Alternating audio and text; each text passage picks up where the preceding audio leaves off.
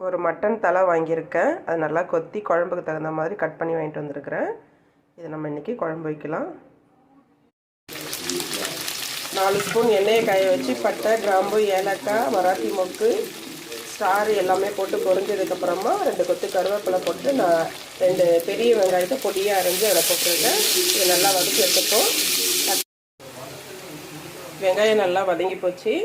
இந்த ஸ்டேஜில் நம்ம 2 தக்காளியை கட் பண்ணி வச்சுருக்கோங்க சேர்த்து நல்லா வதக்கி எடுத்துப்போம். இதோட சேர்த்து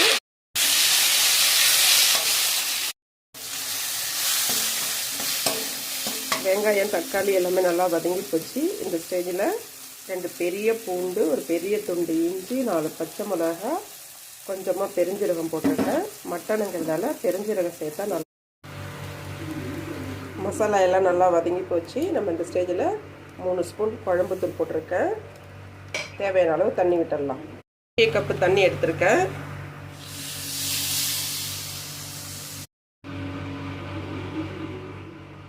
மட்டன் தலை கழுவி க்ளீன் பண்ணி வச்சுருக்கிறேன். இப்போ குழம்பு இங்கே கூட்டியாச்சு. கழுவி வச்ச மட்டனை அதில் போட்டுடலாம்.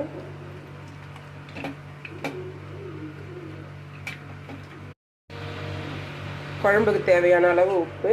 இது 4 பேர் 2 வேளை சாப்பிட்றதுக்காக நான் குழம்பு கூட்டி வச்சுருக்கிறேன். இப்போ கொதிக்க வச்சிடலாம். இப்போவே கமன்னு வாசனை, ஒரே வாசனையாக இருக்குது.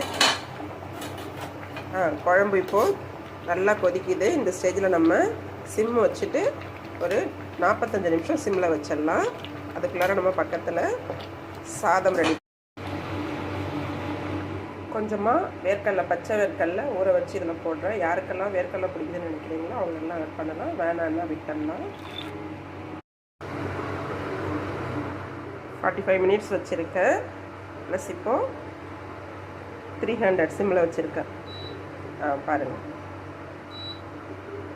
45 மினிட்ஸு நல்லா கொதிக்கட்டும். இது கொதிக்கிறதுக்குள்ளார மட்டன் குழம்புக்கு தேங்காய் பத்தை கீரி வச்சுருக்கேன் அரைக்கிறதுக்கு. அது கூடவே ஒரு 10 முந்திரி பருப்பு, பாதாம் பருப்பும் போட்டு சேர்த்து அரைச்சி எடுத்துடலாம். முந்திரி பருப்பு இருந்தாலும் ஆட் பண்ணலாம். குழம்பு இறக்கிறதுக்கு ஒரு 10 நிமிஷத்துக்கு முன்னாடி அரைச்ச தேங்காய், பாதாம் எடுத்து மிக்ஸ் பண்ணி மூடி விட்டுடுங்க கலக்கி.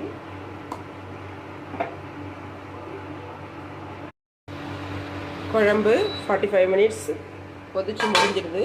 நம்ம இந்த ஸ்டேஜில் மல்லித்தழையை போட்டு இறக்கிடலாம். இதான் மட்டன் தலைகறி. நான் இப்படி தான் செய்வேன். நீங்களாம் எப்படி